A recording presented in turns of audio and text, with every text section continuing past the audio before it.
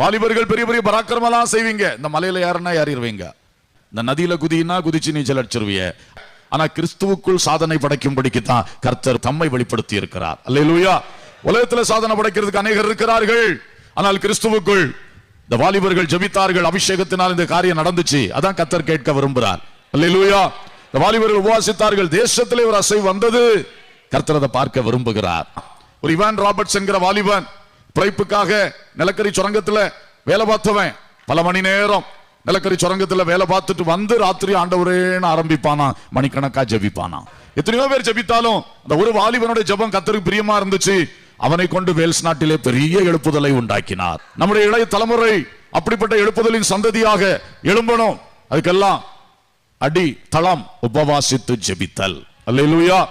உபவாசித்து கர்த்தருடைய பாதத்திலே உட்கார ஆரம்பித்தால் பலத்தின் மேல் பலன் அடைவீர்கள். உங்களை கொண்டு ராஜ்யங்களை ஆண்டவர்